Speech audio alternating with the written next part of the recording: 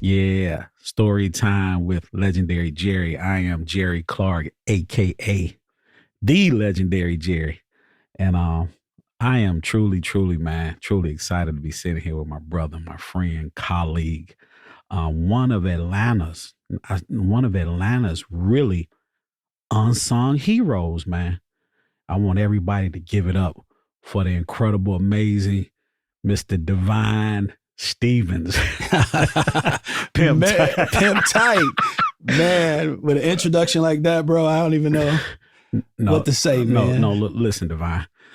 Atlanta has been the true driving force of the culture. Mm-hmm. And what people don't know, but they're going to know after this interview that we do today, is that you have been firmly entrenched in everything from the beginning. Like, people don't know that when I say this all the time, outside of the political regime of Maynard Jackson and everything that happened post civil rights, that LaFace Records, Antonio L.A. Reid, and Babyface bringing a label here. Mm-hmm. That's what really put Atlanta on a different trajectory of really running this whole culture. Okay. And with LaFace Records being here, you the first fucking artist to be signed, dog. Yeah, man. People don't know that. You was the first artist. Yeah. Now, all the other things people know about TLC, Tony Braxton, Outkast, you was the first artist to be signed, man. Yeah, man. That's how did all that come about? Oh, man. So I don't know how much time we got today, but we can get into we got it, man. Let's rock. We're getting into a lot of shit. Yeah, man. So I think I want to take you a little further back before the LaFace, because I'm going to show you how we led up into that. Okay. So growing up in Atlanta, there was a lot of before the rap and before the singing, when breakdancing hit, and we was able to watch, Beach Street breaking, and we was able to look at Crush Groove. At that moment, that motivated the culture, because Atlanta at some point was, chasing like New York or chasing LA, just kind of things you may have seen on television. But meanwhile, while that was going on, that was a thing, an underbelly thing that was growing. And that was a group of guys by the name of FDC that I was a part of, and this was like FDC. Yeah, man. And, some people say, what does that stand for? Well, it was Fresh Dance Crew, then for some of the younger folks that at that time, it was a Female Draws Collective, because we went around just collecting, That's like a collection plate. Like collection plate. Put your panties on because, everywhere we went, it was like a frenzy. Like, people would go crazy. We went every talent show in Atlanta, South Fulton, Cobb, you name it. We would win every talent show. And then we would take the trophy and showcase and highlight at the skating rink at Jelly Beans on Sunday. Ooh. So that's where you see. For those who don't know, Jelly Beans is a landmark skating rink here in Atlanta. So that became the melting pot for where all the kids from all over got a chance to go to the skating rink. So no matter what school you went to, if you went to Thayer, you went to Mays, you went to Doug, even the people from College Park end up going to Jelly Beans. So, but when we came to Jelly Beans, we the superstars of Jelly Beans. So right around this time, New Edition is popping. This is like early 80s. So then when that popped, then you start seeing FDC. So it was kind of growing together. So this group became so famous that we end up quitting doing talent shows. We started doing lip syncs. And then we also start performing for Bronner Brothers. So I have to give a big shout out to Bronner Brothers, because Bronner Brothers is who gave us our first break and also let us model hair. Because back then we had the perms. People didn't know why I had the perm. They didn't know I had the finger waves. They didn't know why I was at the beauty supply store and the beauty salon. But it was all a play that was being set up. It was all a play that was being set up, because you start talking about the culture of Atlanta. You start talking about fashion. You start talking about the imagery. You start talking about staging. You start all these things that played a role in my life that creates this whole development thing. And it started with these pieces, started with Bronner Brothers, started with the nightlife. It started with us going to Charles Disco and watching, the contest of the Mr. Knockout contest or the Nasty Girl contest. This some real Atlanta shit you spit. When those listening, this nigga right here this is real. Atlanta shit. I ain't even gonna say old Atlanta. This is some real Atlanta shit. Yeah. And so I just want to paint this picture because all these things is who made it made me who I am today before LaFace got a chance to witness it. Before LA and Babyface saw us, it was more like they was getting this ball of fire that was already popular and blazing in the city. It's kind of like how you'll see an artist that become like right now, we in today's terms, they have all these streaming numbers, and that's the reason why you want to be in business with them. Well, we already had the popularity. We won the popularity contest way before LA and Babyface came. So end up, I'm gonna cut it short, end up performing at Frozen Paradise on Old National. I went and got beats from Dallas Austin. At the time, nobody knew who Dallas was. In this dance group, we used to make the show tapes. It was Jermaine Dupri, because he had all the records from, he used to be in New York. So he used to dance with Houdini. So we kind of like trade off a little bit, give him some moves or whatever. My man, Anthony Francis, who was the leader of FDC, spent a lot of time just, working with Jermaine over there, getting the records, making the show tapes. And I would take Dallas songs, instrumentals, because, we all went to high school together. And I went to Raheem the Dream, and Raheem the Dream wrote me a rap. So this is how I went from dancing to rapping. So your first record, Raheem the Dream wrote. So Raheem wrote the record. So I took that and put it together. But even, I'll take a step back. In my high school days, me and T-Boz went to high school together. And but T-Boz was an apprentice at Escape. So the hair salon. At the hair salon. So big shout out to Carol, because Carol was the one that started doing all of the celebs' hair. Mm-hmm. And T-Boz used to shampoo my hair at the spot, you know what I mean, at Carol's. So that's how all of it kind of started, the melting pot. And at school, do y'all hear this, man? Not to cut you off, D, but do y'all hear this, man? This is, and I'm gonna say it again. You talking about T-Boz shampooing your hair? You talking about Raheem the Dream wrote your verse? You talking about getting beats from Dallas Austin and JD, man? This is that true shit of how Atlanta has been placed at the forefront of this culture. It all started with all this right here. Correct. From humble beginnings, man. Absolutely. So when you look at the story, even in that time, it's like we was already popping. I mean, I used to go to school and I show up to a talent show. When perform, I just have ROTC with me. So I have like ROTC on the left and the right, just so, because the kids were going crazy. That's how high school was for me. And then I had a little brother in high school that looked up to me. He was like, yo, man. And then when I first met this kid, I said, that kid got something. This kid right here is talented. But he became my little brother, and it was Rico Wade of Organized Noise. And this is before Outkast. Actually, when I signed to LaFace, I went back to talk to Rico, and Rico worked at the beauty supply store on Headland and Delow, and he showcased Outkast for me then.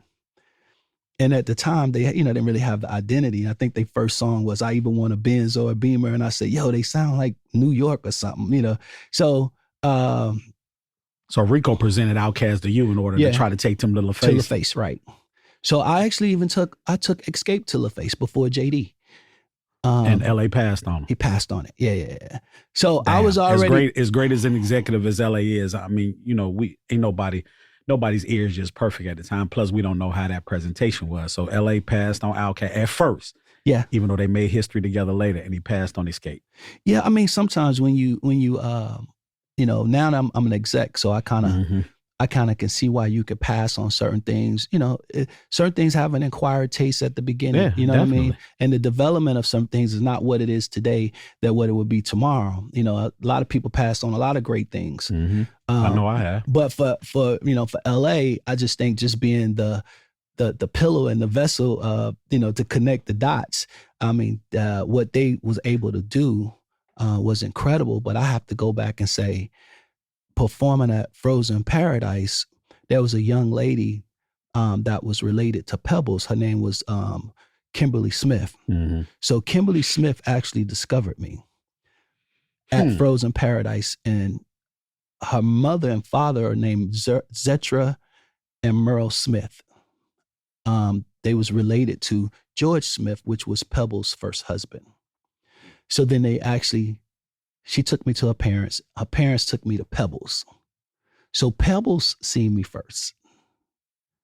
Then after that, we did the showcase. We flew to LA and did a showcase for LA and Babyface and ripped the studio down. LA said nothing to us. He just got up and walked out. And I was like, okay, what just happened? I was like, man. And this is not FDC. This is you, Devyne Stevens, as a solo artist. This Devyne now. This is Devyne at 90 miles per hour. So I had them flipped it. I remember that video. Yeah. Y'all go back to YouTube. So I flipped jumping off cars and shit. Yeah. I remember that video. So I flipped it from, after the dancing part, the group kind of broke up. We was start getting older. Kids start going to college. Because, in FDC, there was real athletes in FDC. Yeah. So when that dispersed, I end up getting with another group of guys and created Devyne featuring 90 miles per hour.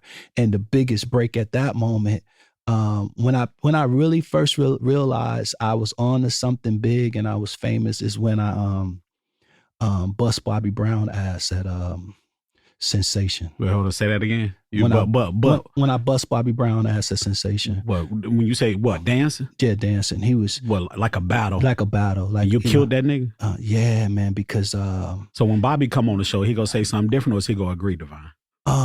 Bobby gonna say something different, but everybody around Bobby gonna bring him back to reality.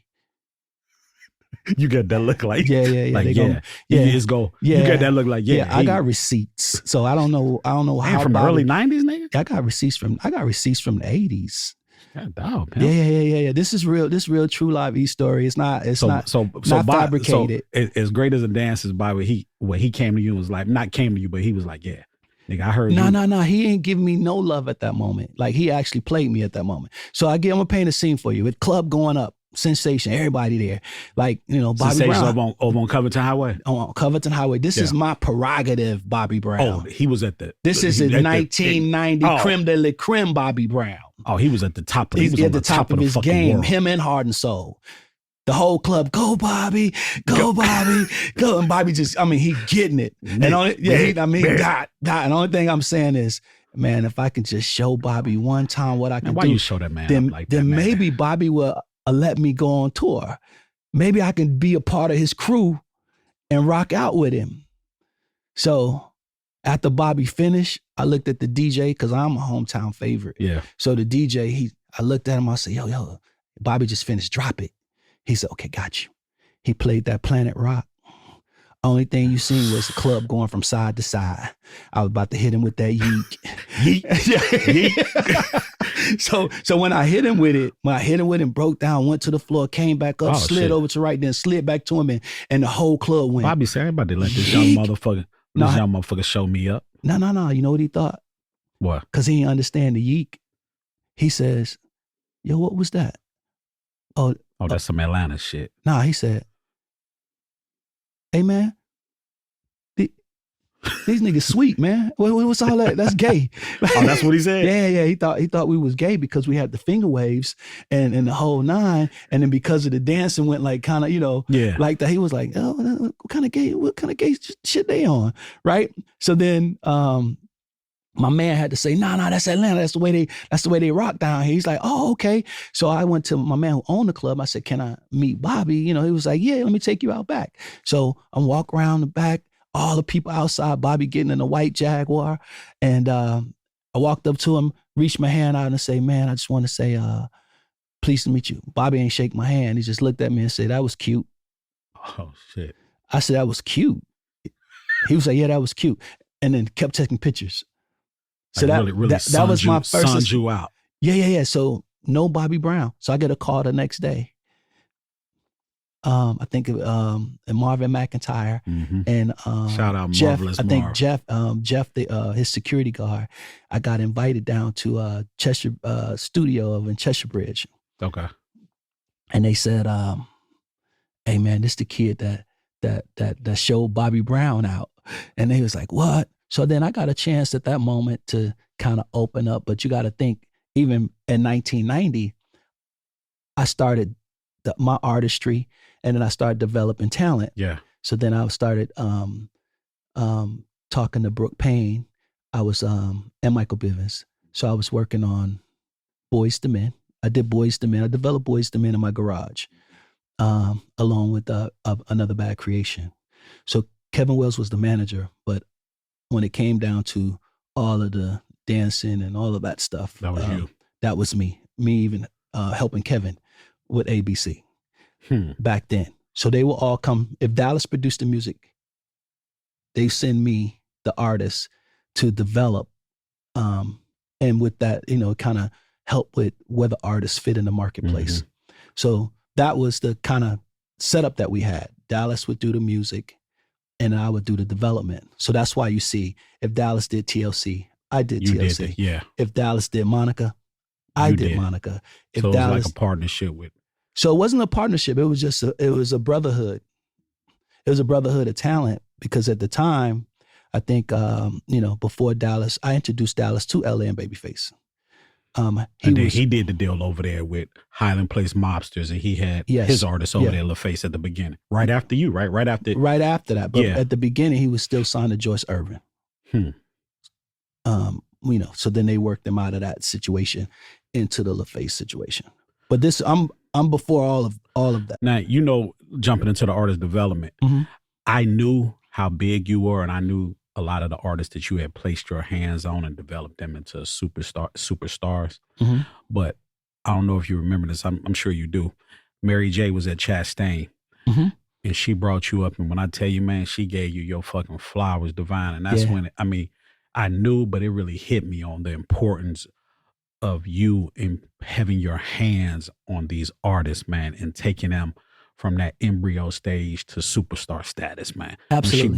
When Mary J brought you on that stage at Chastain and was like, this dude right here is the reason I'm Mary J. Blige. Yeah, Mary always had a beautiful soul, and she never mind sharing the light. So I was really grateful for that moment in time. Yeah. Yeah, but I'll tell you how the story went. Once I got all of Atlanta, I said I had the chance to work with probably 80% of urban pop culture that came out of Atlanta. And then I kind of graduated from there. And then that gave me, I think Puffy did a deal with L.A. Reid. Did deal with L.A. Reid. Then he took the Usher. He was EP over the first Usher project. So he did the Usher and did some videos or whatever. So he was kind of like, moving around in Atlanta at the time. So once I connected with Puff, that got me Mary. I ended up doing Heavy D, rest in peace, Have. I ended up doing Hove. I did the Hard Knock Life tour. I got all of New York. I got everything that was moving. And that came in New through York. Puff. It came through Puff. So so Puff opened the doors for New York.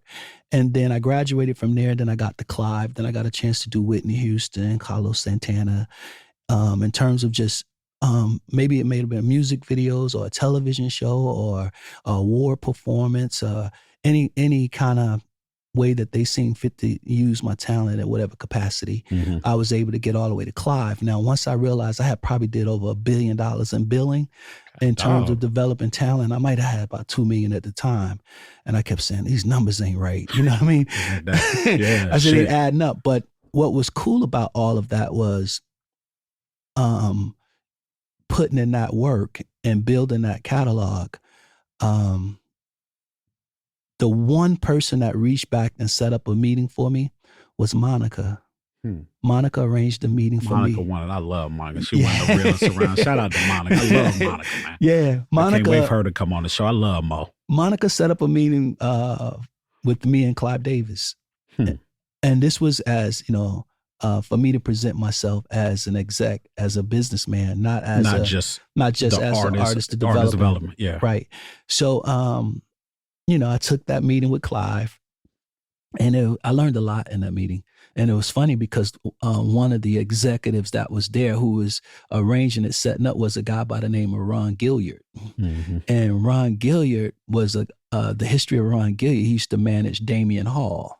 So from Guy. Yeah. So I forgot about that. I got to go back to that because I end up moving to Virginia, working with Teddy Riley as well.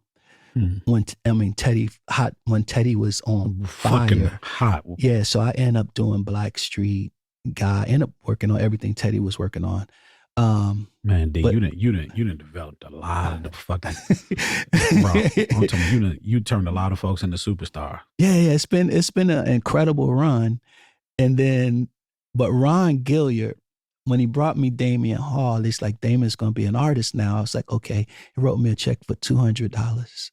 I thought that was the biggest thing at the time, you know. And I said, not 200,000, not 200. It was $200, and I was like, okay, man. He said, Damon don't really have no budget, but we're gonna start. I said, listen, Ron, it's cool. So then flip it, fast forward, Ron become an executive at Arista, and then Ron was like, yo, I got you. I'm set this up with Clive. So I said, not a problem. Boom. So get there, Clive. I play my music. This is when I become a record exec. I play my music that I have created in my basement.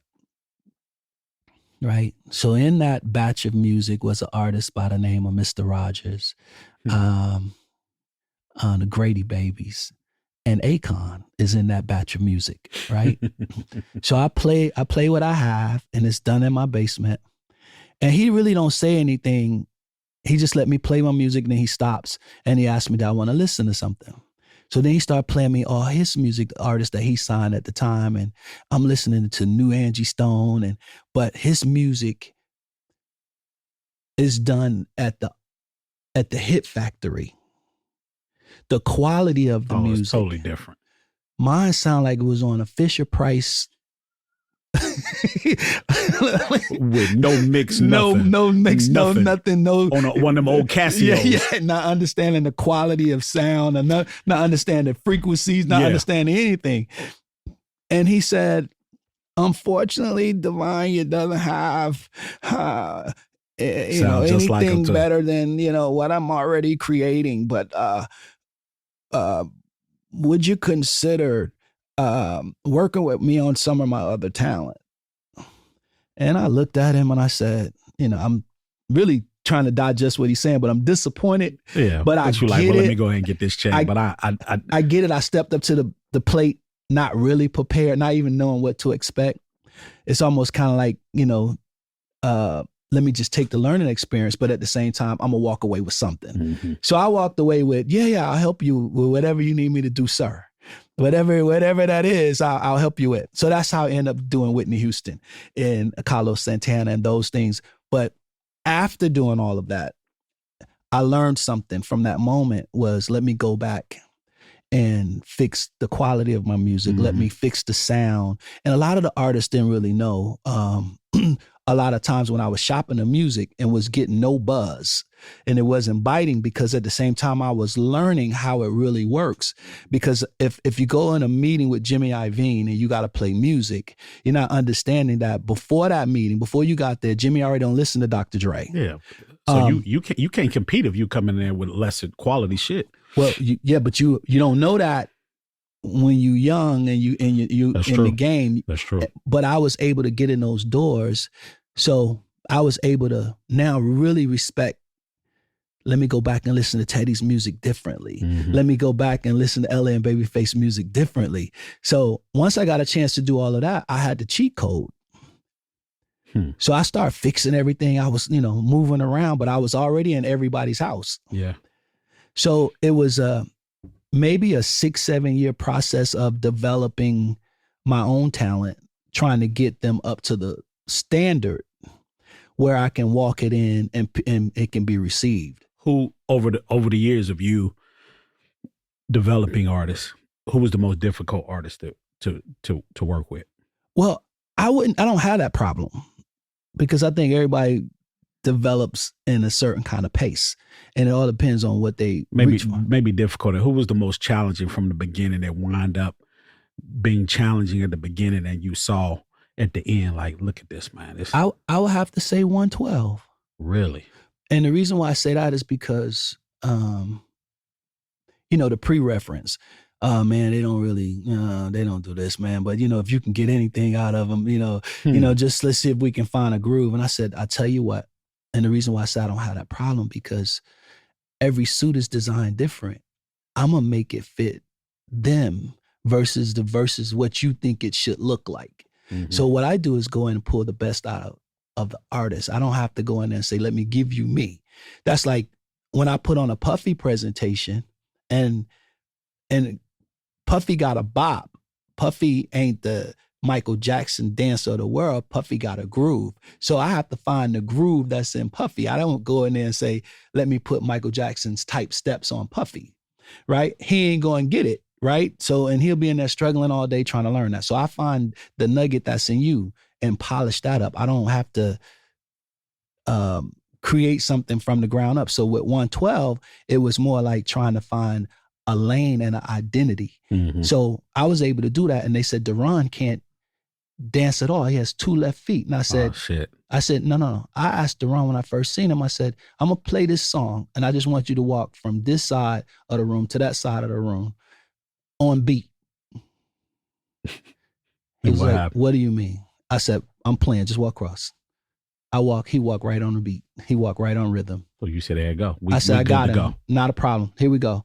This is how we tapping in. We tapping in this way. And then he worked the hardest. He put in more hours. So that's why I was able to get what I got out of 112. And even to this day right now, they're still performing the same. The same. I went to a Bad Boy. I just saw Q Parker perform the other day. He's doing the same thing that I gave him, and his show is 20, 30 years ago. His show is great. Yeah, so, awesome. But when you first got them boys, when they walked in there and Puff said, "Here." No, but let's go back. Michael Bivins called and said he wanted Boys to Men. They was like commission. They wasn't standing around just doo-wopping.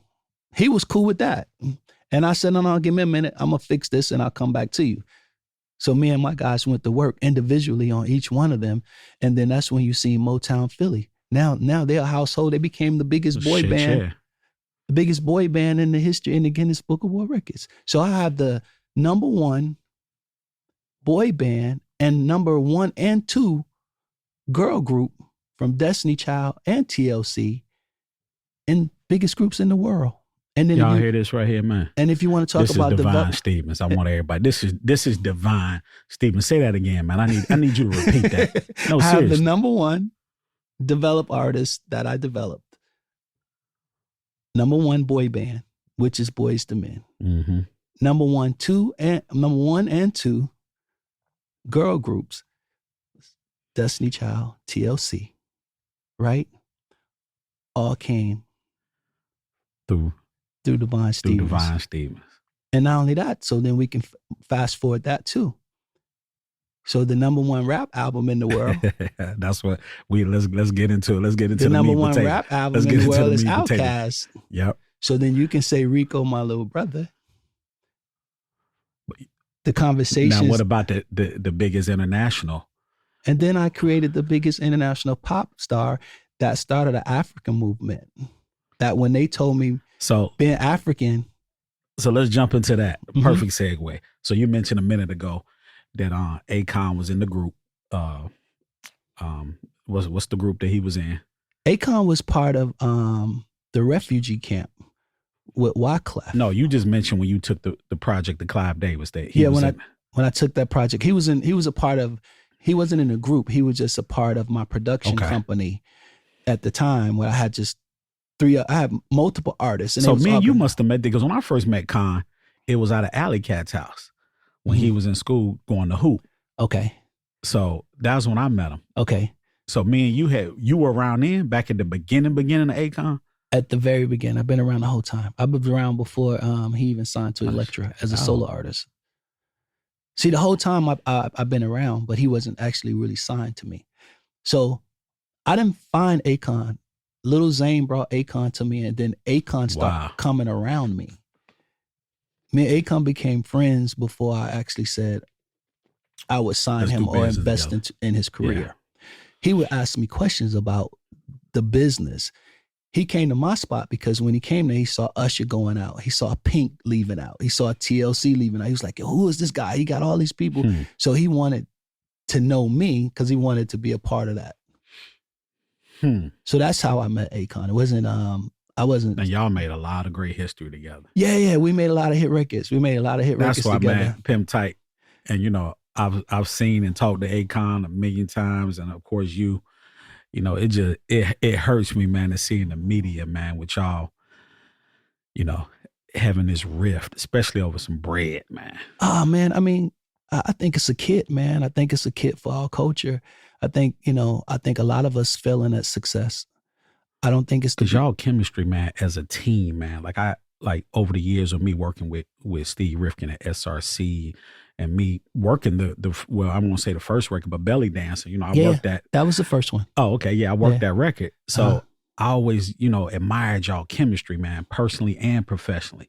Yeah. So to see it come to the point where, it's shit being said in the media and y'all got to go to court, man, that shit hurt me, dog. Yeah, I mean, that shit hurt. It's a painful thing, but I think for the most part, it's just been an incredible learning experience because this is Akon and my first time around the track, and experiencing that magnitude of success and money. A lot of things came into play and a lot of people came into play, and a lot of dividing came to play. But the cancer, like it starts from the inside. So a lot of jealousy, envy, jumped off from the inside. And it's not just in my house, it's in other people's houses too. It happens in a lot of artists. When we go back and we look at the story, I just thought, man, Akon would treat it differently because I already had the answer. I already seen this already. I've been around Teddy Riley, Gene Griffin. I've been around LA and Babyface and Pebbles. And you was like, we don't want to go down that same road. I saw success. I had success already. I can show you how this is divided. I've been with Usher and Janetta Patton, sorry. I've been with Matthew Knowles and Beyonce. I've seen this. I even seen Michael Jackson and Joe Jackson. We know the game. We've seen this happen. So at the end of the day, when you allow money to dictate how this really works, then that's when you've been captured. And my whole thing is I have to pray for my brother at this point because he's captured and he doesn't understand the game. He thinking that, we're going to run off with the money and go to Africa. And what I'm saying to you is we ain't from Africa.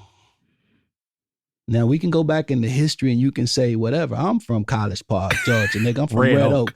Now ancestors and all that, we can talk about that. Yeah. But nigga, I'm from Atlanta. And you from St. Louis, byway, New Jersey to Atlanta. Pimp tight. At what point, what dollar amount did it get where y'all had to go to court? Where you was like, all right, man, it's like, come on, my nigga. Like, what was it? Millions, I'm sure, but like they had to take this shit to court and how did this all build up? Where was it? I mean, because y'all business partners. Yeah, you became artists. You grew in the situation. He was signing me as an artist, and then you graduate. So you become an artist, then you become a business business partner. You know what I'm saying, and then you become a leader, and all of that was still the toolage and the knowledge that I would give him along the way. So at the end of the day, you can't stop. Sometimes it's the outside influences that come in that separates it. Because everybody got a way you can get somewhere faster. And if you're the kind of person that excessive and you want to get there fast and you don't want to take your time to get there, then you're subject to listen to whatever somebody tell you before you do the due diligence on the business. So when it comes to the whole universal and the whole aspect of it, it was a lot of divide and conquer because of the money. Everybody's trying to find a position. Whoever think that the artist is the business, they get closer to the artist. So the whole time they was trying to push me out anyway. You trying to take something that I... And you think Akon was trying to push you out, or you like it was outside forces in his ears? It was what you saying? In his ears.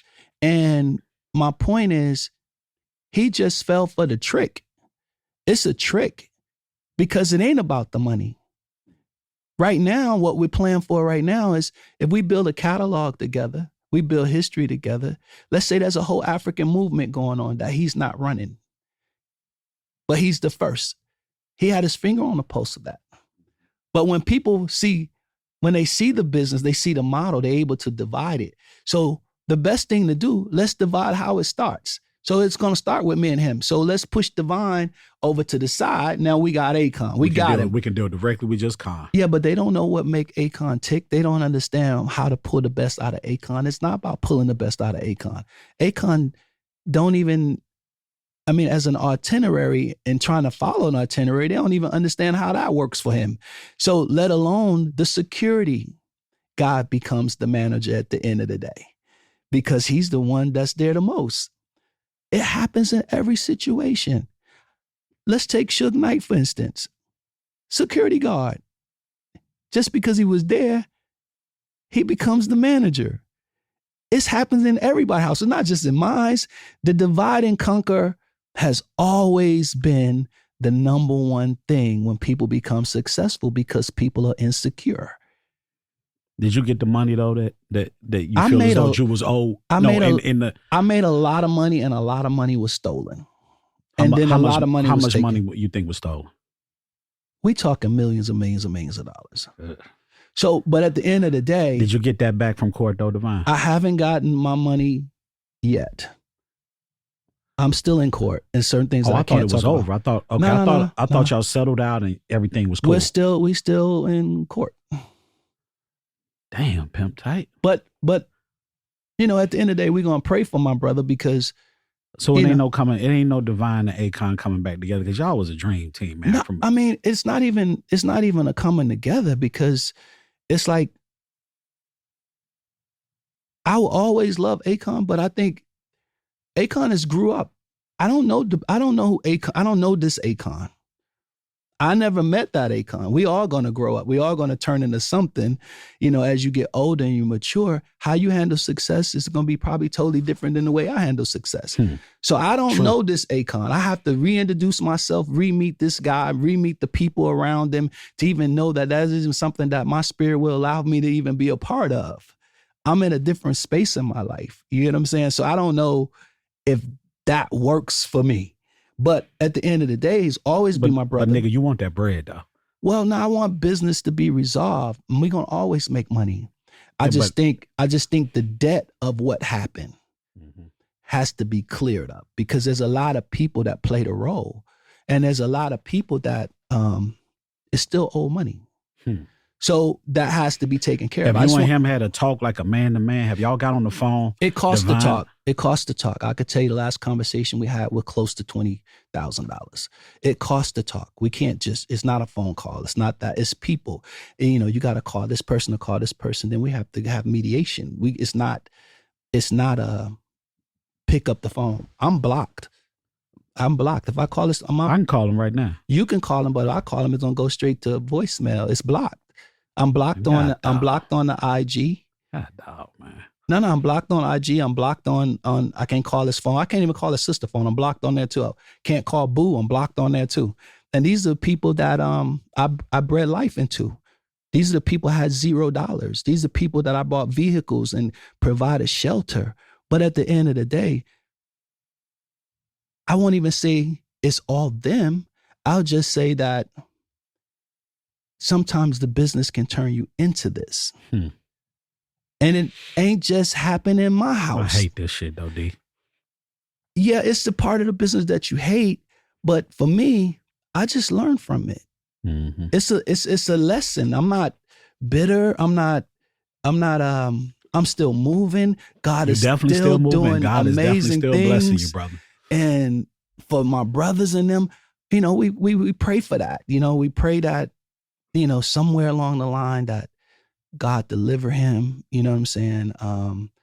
Where it's not so obsessive,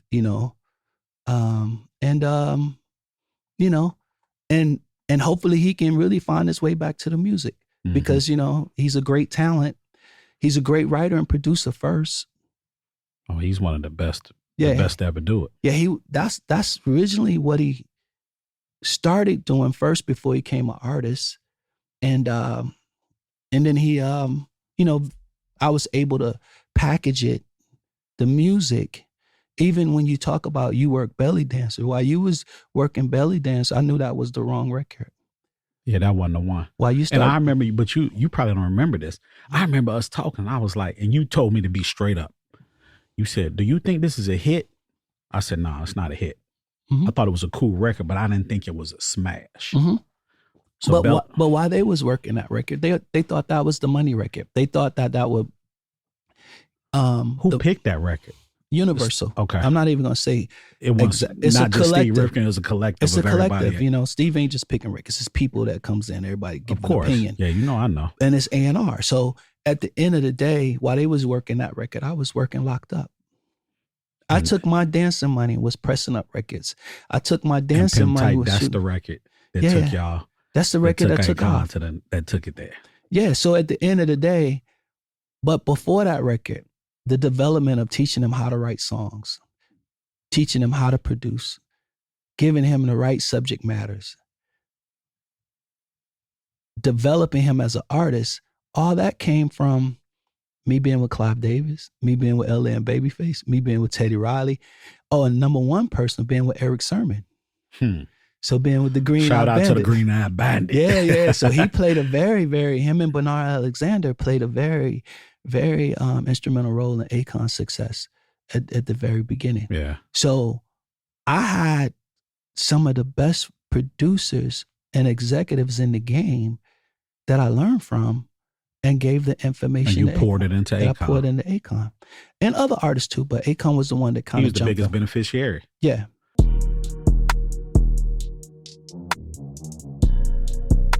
Storytime with the legendary Jerry is hosted by me, the one and only Jerry Clark. Music has been provided by July, the producer. If you haven't already, please make sure you subscribe to Storytime with the legendary Jerry on YouTube and wherever you listen to podcasts. And make sure you follow us on all social media platforms at the Legendary Jerry Podcast. For more podcasts from iHeartMedia, visit the iHeartRadio app, Apple Podcasts, or wherever you listen to your favorite shows.